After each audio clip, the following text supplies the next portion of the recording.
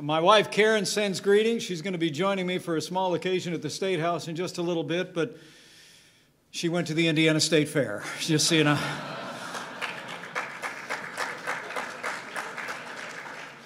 It's a particular joy to be here with so many dear friends, men and women who have brought hope and healing to fellow Hoosiers. It is an honor to be standing once again with the Indianapolis 10-Point Coalition. Reverend Harrison, thank you so much for your great leadership and compassion.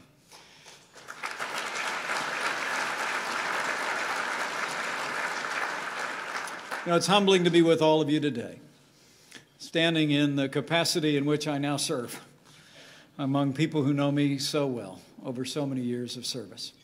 But I bring greetings today from the man who made that service possible, whose confidence and the confidence of the American people landed me in this position. I bring greetings this morning from a great admirer of the people of Indiana and a great champion of America's inner cities, the 45th President of the United States, President Donald Trump.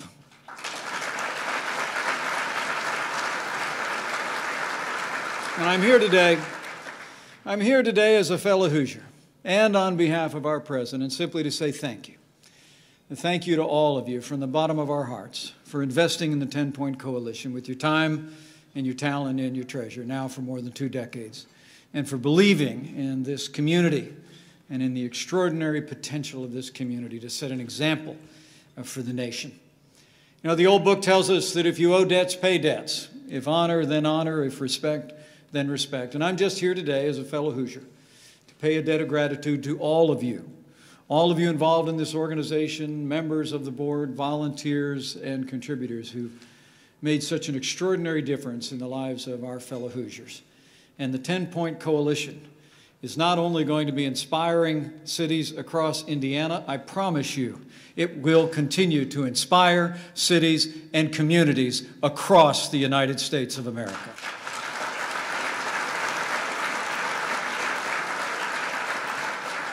And let me add my congratulations to the 3 recipients that we just met of the Neighborhood Crime Prevention Award. Was the term OG? I thought I heard Reverend Harrison. Well, I call them heroes. Heroes who've had the courage to put feet on their faith to help their neighbors. We give one more round of applause to Darrell Jones, Donnie Reynolds, and Wallace Nash. These are inspiring men who are pouring themselves into the lives of young people.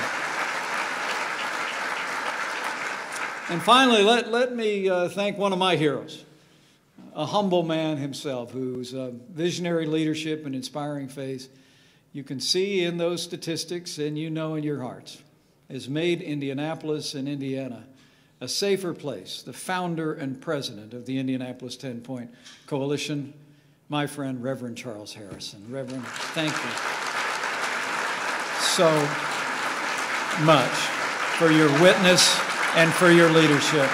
You can get on your feet for him if you want one more time.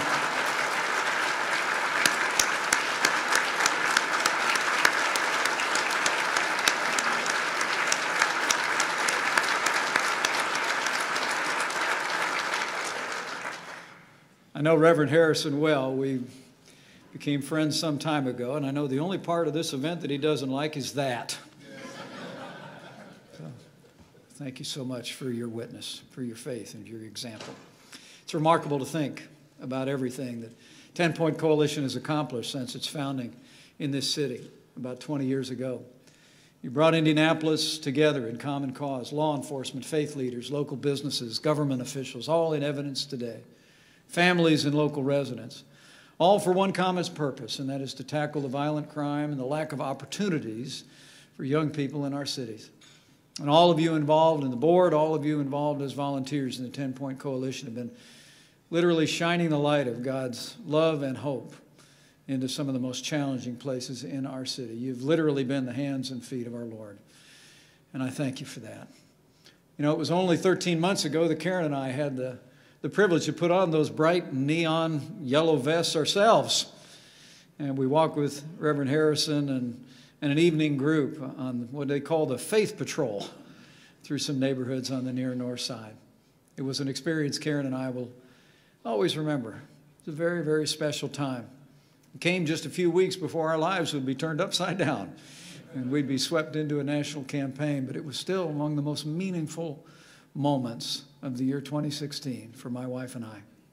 As we walked those streets, we heard stories. We heard stories from families of sorrow and resolve. We heard of stories of redemption and second chances. We saw firsthand really the power of love and faith to heal the wounds of division and distrust that set us apart from our neighbors and friends. And most of all, Karen and I saw a program that literally every day works miracles in the evening hours of the streets of Indianapolis. That's the 10-Point Coalition.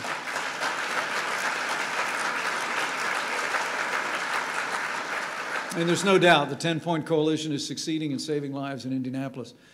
You just heard the statistics, but they're worth repeating. Last year alone, the coalition helped reduce homicides by 85% in 3 communities that they serve: Butler, Tarkington, Crown Hill, and the Northwest area. That's an extraordinary accomplishment, and it deserves another round of applause for these heroes who've been out taking personal risks to change lives. In recognition of their success, I'm pleased to report the Federal Bureau of Investigation awarded the coalition, its directors, the Community Leadership Award, and it was so well deserved. And just 2 days ago, I was so glad to learn that our Attorney General, Curtis Hill, has announced a new grant program that will help to expand the 10-Point Coalition to cities all across Indiana. Mr. Attorney General, thank you for your vision and your leadership in bringing solutions that work to the other 91 counties of our state. You know, the 10-Point Coalition truly is an inspiration to us all. Your leaders and volunteers really embody those timeless values of commitment to faith and neighbor and family and community, of charity and duty to country and selfless service. That's really what Indiana's known for all around America. So I just want to thank each one of you for the life-saving, life-changing work that you've been involved in every day. And make no mistake about it, I can tell you, and he and I talked about it this morning, the 10-Point Coalition and all of you who feel called to confront the challenge of urban youth violence, you have an ally, an advocate, and a champion in President Donald Trump.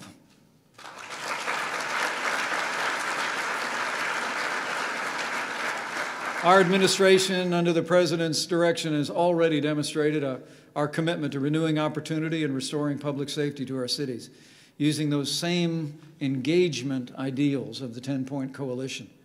In one of his first acts as president, after taking the oath of office, the President issued an executive order to create the first ever task force on crime reduction and public safety with the goal of fostering collaboration between federal, state, local, and tribal law enforcement, and to improve the safety of our police officers and the safety of the citizens that they serve. And just 2 months ago, I was pleased to join Attorney General Jeff Sessions to launch the National Public Safety Partnership between the Department of Justice and just 12 cities across the United States of America. And I was proud that one of those cities that stood out and earned that support was the city of Indianapolis. And Mayor Joe Hogsett, I offer you my congratulations.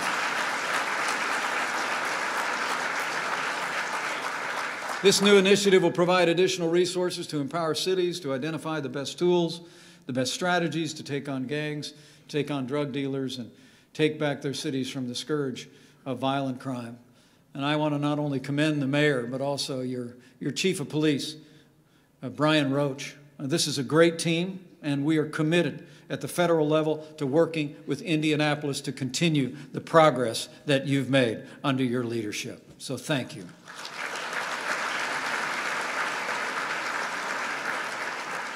And while we speak of those in law enforcement, let me take a moment just to express my deepest sympathies. Deepest sympathies to the family of Deputy Police Chief Jim Waters, who passed away just a few short weeks ago. The good book tells us that the Lord is close to the brokenhearted, and I know I speak for all of us gathered here and all across our city and our state when I say that your Deputy Chief will be missed. We will cherish and honor his service always, and we express our condolences to his family. In fact, before I go one step further, you know, there's an awful lot of members of the law enforcement community who are with us here today, state and federal officials, and people that stand every day on the thin blue line protecting our families. You know, would you all mind getting on your feet and just showing these law enforcement officers how much we truly appreciate the sacrifices and risks they take each and every day to keep us safe?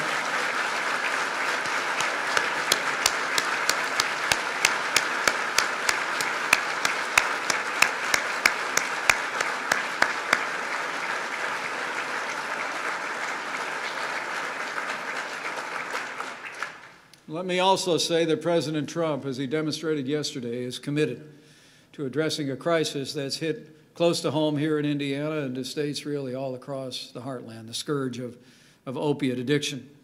I want to thank Governor Holcomb for his aggressive efforts in this regard. And just yesterday, I was pleased to join the President at Bedminster as he directed our entire administration to use all appropriate emergency and other authorities to respond to the crisis of an opiate epidemic. President Donald Trump yesterday declared a national health emergency to confront opiate addiction and abuse in America. And we're going to partner with our states to bring hope and healing to families. President Trump has been working to keep his promise to make America safe again. But our president also knows that we can't just arrest our way back to public safety. We've got to create opportunities for people. And in that sense, the 10-Point Coalition has been ahead of its time, understanding that it's not just about having faith patrols on the streets and working with local law enforcement. It's about making sure that our young people have better choices. That's why our administration has been fighting every day to get this economy moving again. We've already taken decisive action to rein in the heavy hand of government so that job creators can expand their workforces and the American people can find and seize opportunities they need to climb the ladder of success. You heard Fanchen describe some of the progress in the economy, and you can feel it all across America, I can tell you. Whether it's regulation, energy, trade, or taxes, you name it. This president is taking action, and our communities can feel the difference every single day. Businesses large and small have literally created more than 1 million new jobs since the first of this year. More Americans are working now than ever before. Unemployment hasn't been this low in 16 years, and African American unemployment is at a 17-year low.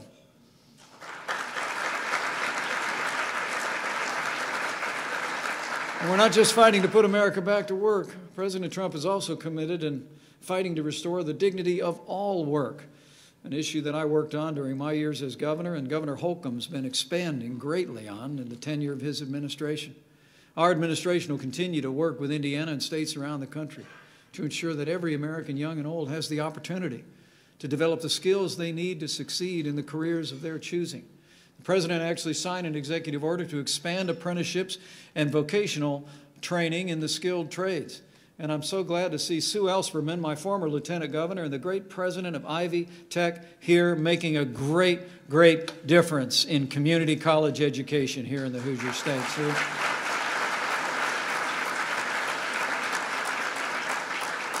But you know, the 10-Point Coalition has understood the importance of vocational training since its very inception, bringing together communities and families and employers.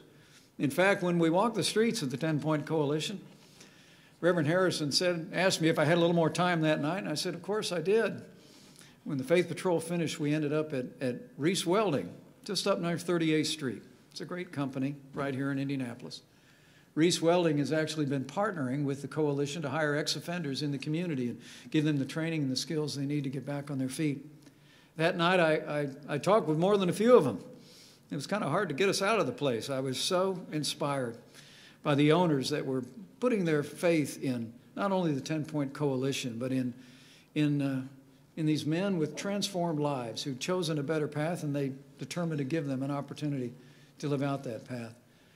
I heard from those same men about how grateful they were to have been given a second chance. It was a godsend for each and every one of them. So why don't we just take a moment to thank Reese Welding, who are represented here today, I know, and all the businesses who partner with 10-Point Coalition to open doors of opportunity for our young people all across this city. It's making a difference. Let's give them a round of applause.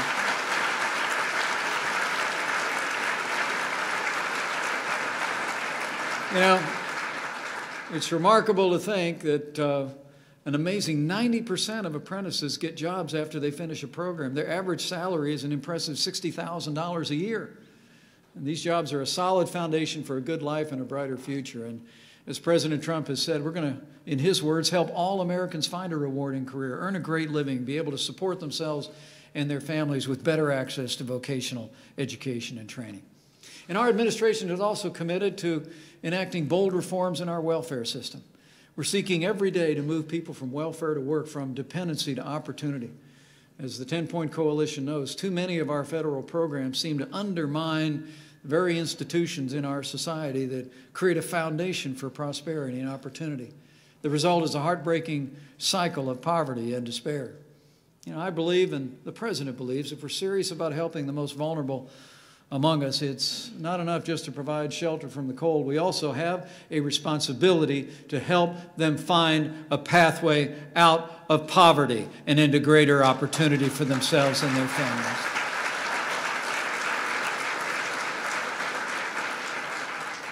And under the President's leadership, our administration is going to be working with the Congress to reform our welfare programs to achieve that goal, to move people from welfare to work. Later this fall, the Secretary of Housing and Urban Development, Dr. Ben Carson, who was just in Indiana a few days ago, will unveil a new initiative of private and public partnerships that will empower the neediest among us to develop the skills and confidence they need to compete for today's jobs, climb the ladder of success, and fulfill their God-given potential. We believe this initiative, in the midst of all the others, will help transform public housing into springboards for upward mobility. And we look forward to working with the city of Indianapolis and with the state of Indiana to make that a reality in the Hoosier State.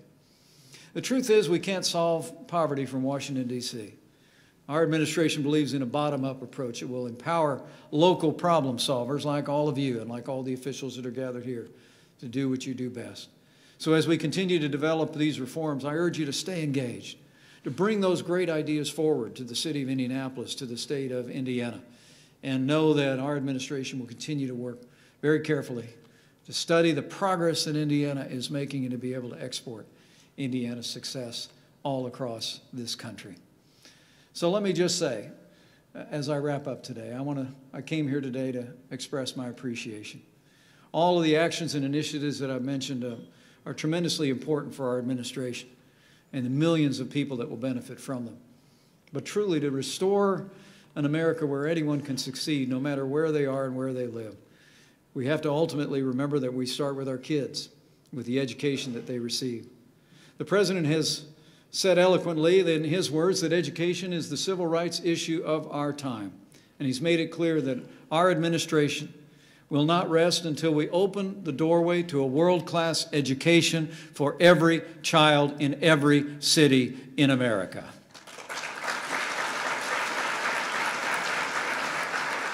The Secretary of Education, Betsy DeVos, who I met with earlier this week, is hard at work reforming federal education policies to give states like Indiana even more flexibility, to be able to enact real reforms that give students and parents even more choices. We believe that every student deserves access to a world-class education, regardless of their income or their area code, and we'll continue to support efforts all across the country to expand educational choices like you've developed here in Indiana for more and more children. I promise you that.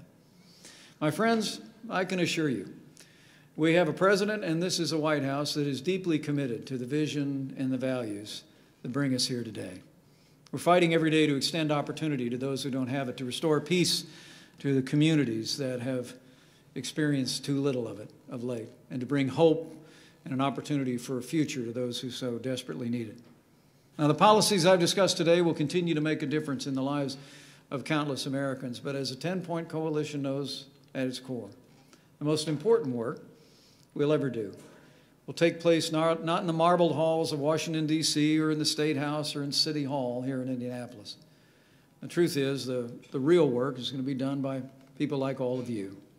It's going to be done in the hearts and minds of our neighbors who take it upon themselves to take ownership, to not only revive our economy, but to revive the commitment of each of us, one another, to our neighbor. That's the pathway to public safety. That's the pathway to prosperity. And so today, as I close, I would just challenge all of you who support and are involved in the 10-Point Coalition to keep it up. Keep doing what you're doing each and every day. And as the good book says, do not grow weary in doing good, for in due season we will reap a harvest of blessing if we do not give up. So men and women and volunteers of the 10-Point Coalition, do not grow weary. Do not give up. Have faith in God, have faith in this community and in the great people of the state of Indiana. And the work that you do here at the Indianapolis 10-Point Coalition will continue to change this community, change communities all over the state of Indiana, and it will inspire the nation. So thank you for your work. God bless the 10-Point Coalition, the great state of Indiana, and God bless the United States of America.